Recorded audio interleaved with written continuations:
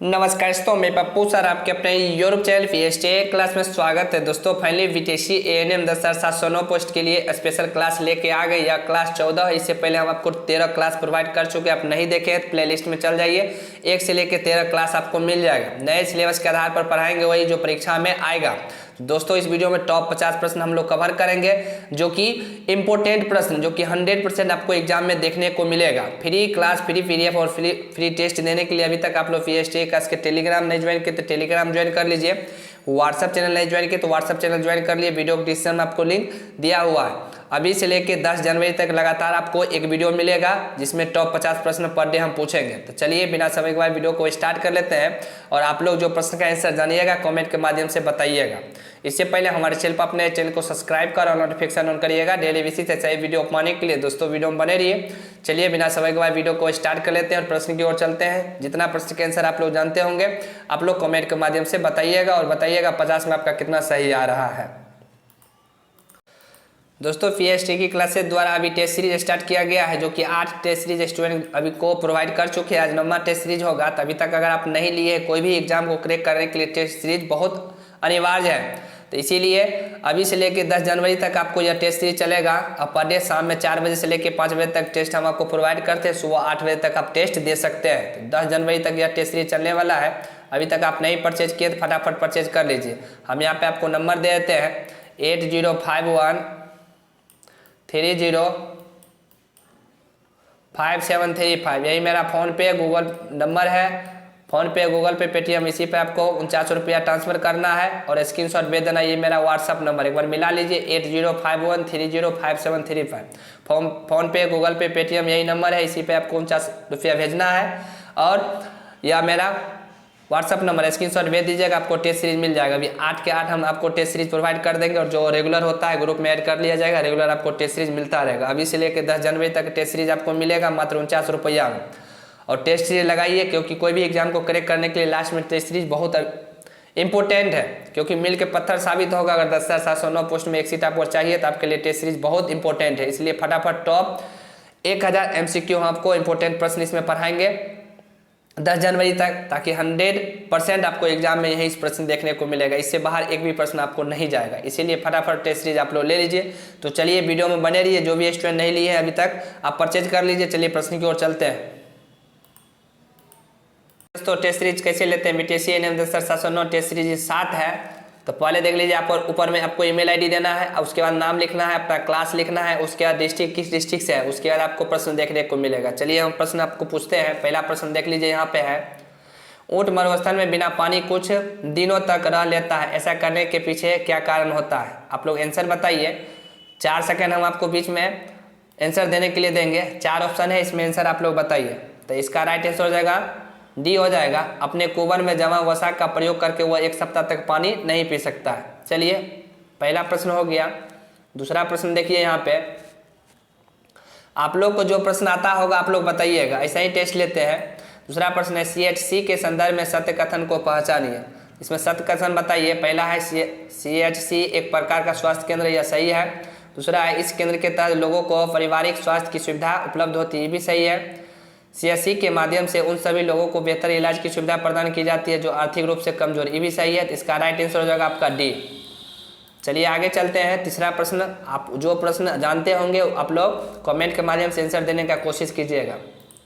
तीसरा प्रश्न है, इनमें से किस में प्रोटीन का सबसे अधिक स्रोत पाया जाता है? ऑप्शन देखिए, चना, मटर, सोयाबीन और उड़द है। इसका आंसर बताइए। इसका राइट आंसर आपको हो जाएगा सोयाबीन। चौथा प्रश्न देखिए दोस्तों, जो भी है प्रश्न लिए हैं इंपॉर्टेंट प्रश्न है।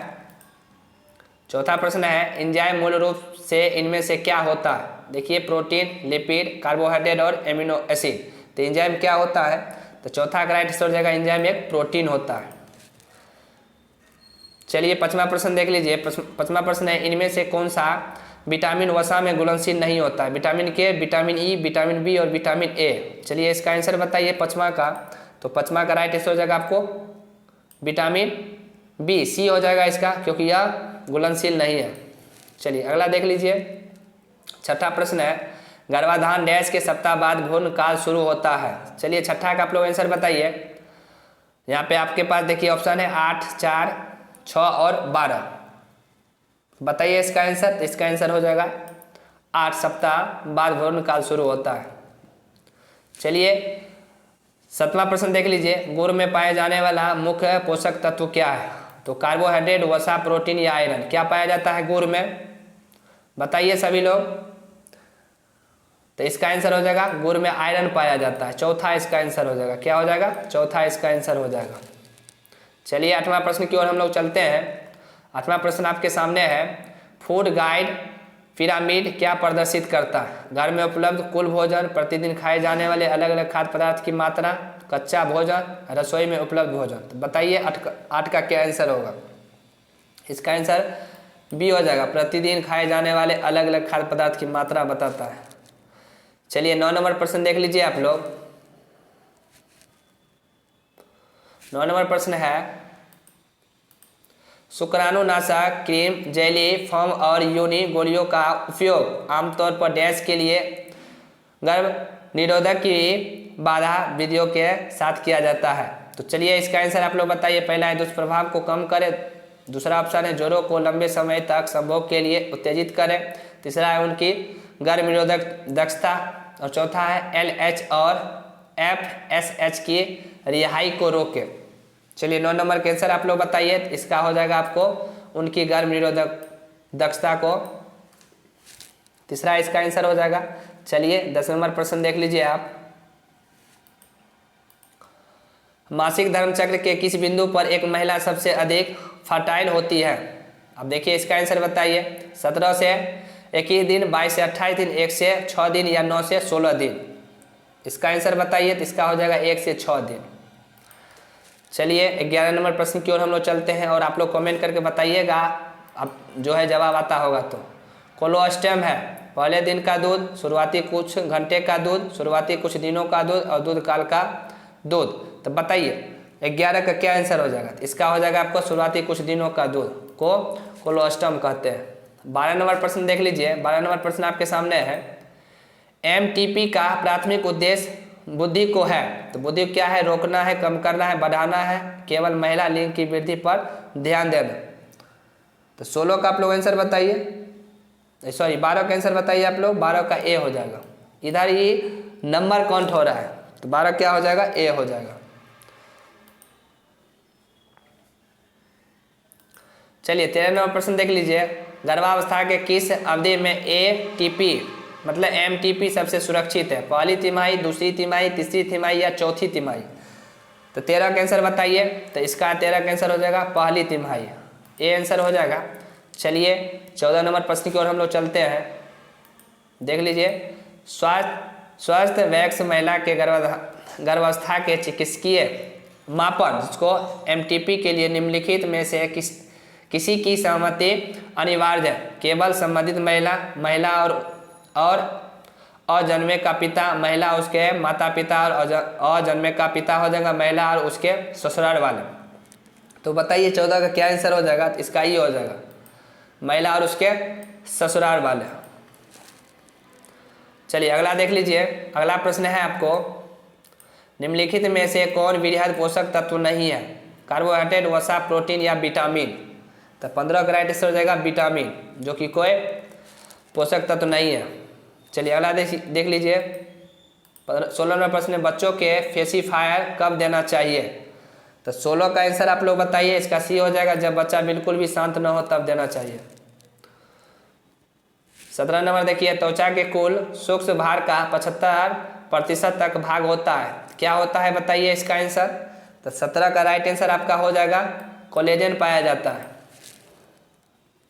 18 नंबर प्रश्न देखिए, स्तनपान करने वाले बच्चों के होने की संभावना कम होती है, क्या होने कम होती है?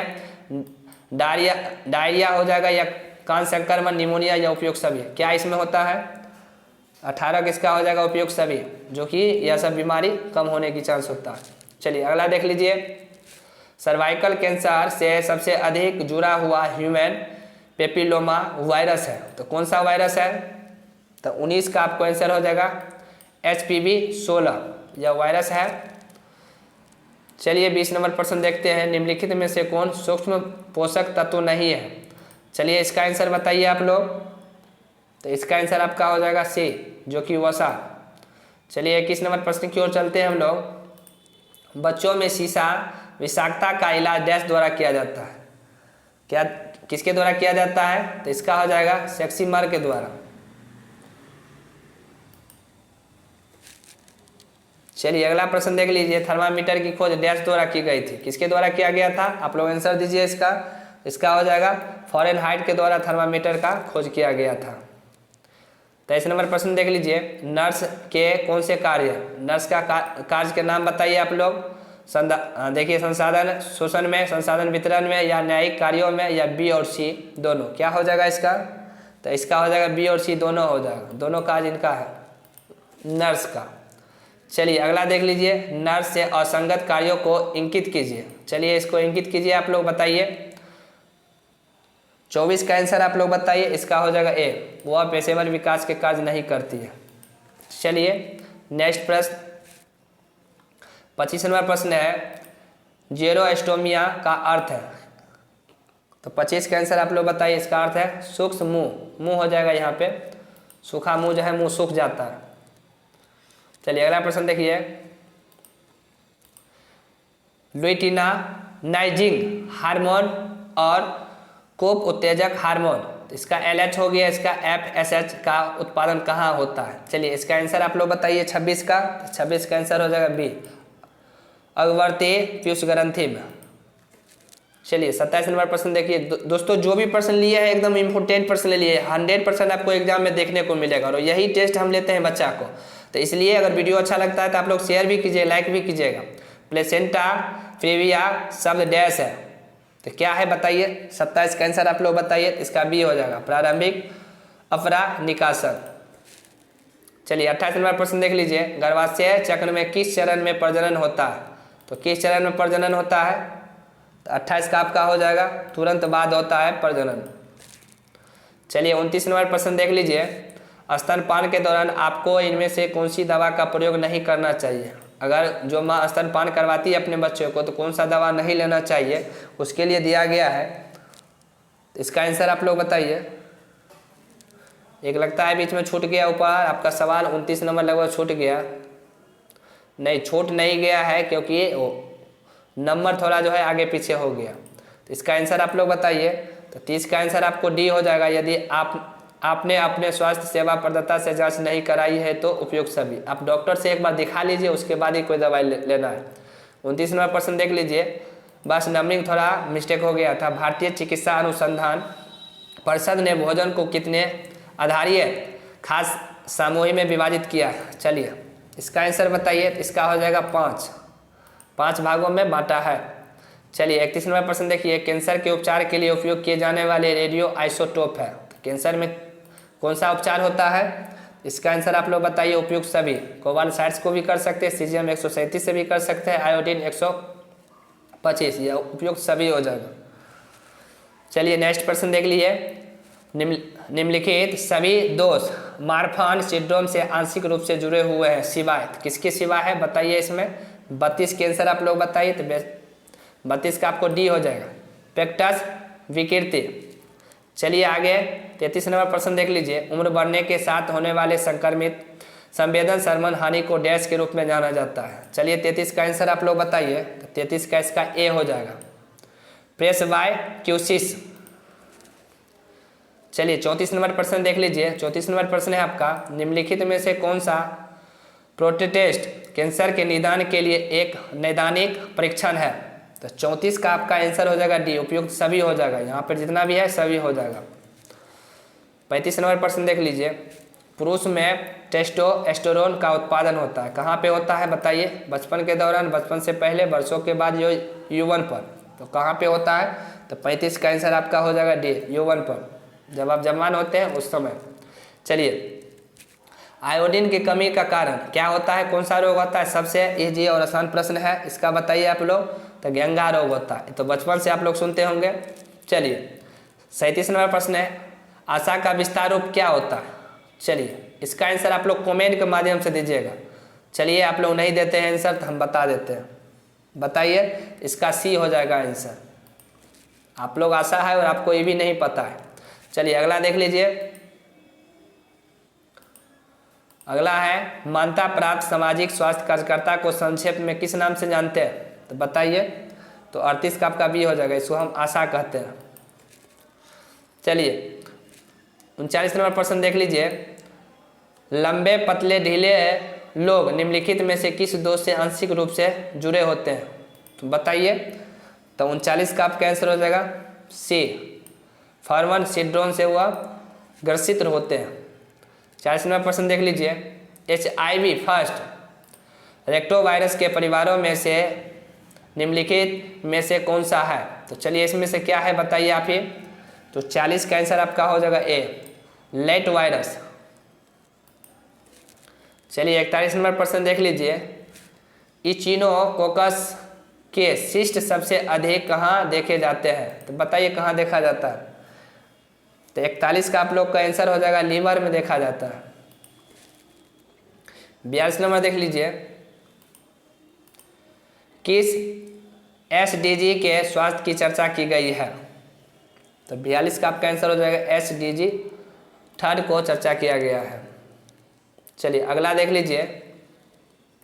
2 प्रश्न हम आपको देंगे लास्ट में बनाने के लिए। वह अवस्था जब बच्चा तार्किक रूप से वस्तुओं और घटनाओं के विषय में चिंतन प्रारंभ करता है, तो बताइए इसमें क्या होगा। 43 का आंसर आप लोग बताइए, इसका डी हो जाएगा मुक्त। देख लीजिए संक्रियात्मक अवस्था उसको कहते हैं। चलिए 44 नंबर प्रश्न देख लीजिए। छिपी हुई वस्तुएं ढूंढ निकालना इस बात का संकेत है कि शिशु निम्नलिखित में से किस संज्ञात्मक कार्य में दक्षता प्राप्त करने लगा है, तो 44 का आंसर आपका हो जाएगा बी, वस्तु अस्तित्व। चलिए 45 नंबर प्रश्न देख लीजिए। निम्नलिखित में कौन सा रोग गैर संचारी रोगों का उदाहरण है, तो 45 का आपका आंसर हो जाएगा उपयुक्त सभी, कैंसर, मधुमेह और उच्च रक्तचाप। इसका डी हो जाएगा आंसर। चलिए अगला प्रश्न देख लीजिए। 46 नंबर। अल्जाइमर और ऑस्टियोपेरोसिस डैश के उदाहरण है, तो किसका उदाहरण है। 46 के आंसर आप लोग बताइए। इसका हो जाएगा अपचयी रोग का उदाहरण है। 47 नंबर प्रश्न देख लीजिए आप लोग। नीति आयोग के मुताबिक वर्ष 2011 की जनगणना के आधार पर जिला योजना समिति के अनुमोदन के बाद कितनी जनसंख्या पर एक PSC की स्थापना होगी, तो 47 का आप लोग आंसर बताइए। इसका सी हो जाएगा 30,000 के। 30,000 जनसंख्या पर जो है एक PSC की स्थापना होगी। चलिए अगला देख लीजिए। 48 सबसे हल्का और इजी सवाल। आयुष्मान भारत कार्यक्रम की शुरुआत कब की गई, इसका हो जाएगा डी, 2018 में। अब चलिए 2 सवाल आप लोग को बनाने के लिए देते हैं। पहला सवाल है आपके लिए, चैलेंज है, प्रसव पीड़ा शिशु के लिए कैसी होती है, इसका आंसर आप लोग कमेंट के माध्यम से दीजिएगा। और एक और प्रश्न है, आज का आखिरी और लास्ट प्रश्न है, 50 महिलाओं का स्वास्थ्य सुधारने के लिए किन चीज़ों की आवश्यकता होती है। ये दोनों आप लोग कमेंट के माध्यम से दीजिएगा और आप लोग कमेंट करके बताइएगा आज का वीडियो कैसा रहा। और पर डे अगर ऐसा वीडियो चाहिए तो आप लोग कमेंट कीजिए और इस वीडियो को ज़्यादा से ज़्यादा शेयर कीजिए। और अभी तक आप लोग टेस्ट सीरीज नहीं लिए तो मात्र 49 रुपये में टेस्ट सीरीज मिलता है, आप लोग ले लीजिए, क्योंकि कोई भी एग्जाम को फेस करने के लिए टेस्ट सीरीज अति आवश्यक है। नंबर भी लिखा दिया और आप लोग कमेंट करके बताइएगा। और PDF चाहिए तो PST का टेलीग्राम ज्वाइन कर लिए, व्हाट्सअप चैनल ज्वाइन कर लिए, वीडियो डिस्क्रिप्शन में आपको लिंक दे दिए। और इस वीडियो को टारगेट है 500 लाइक। अगर 500 लाइक कर दिए तो पर डे हम अभी से लेकर 10 जनवरी तक आपको वीडियो हम प्रोवाइड करेंगे पर डे 50 प्रश्न का। आप लोग कमेंट कीजिएगा आज का वीडियो कैसा लगा। Thank you.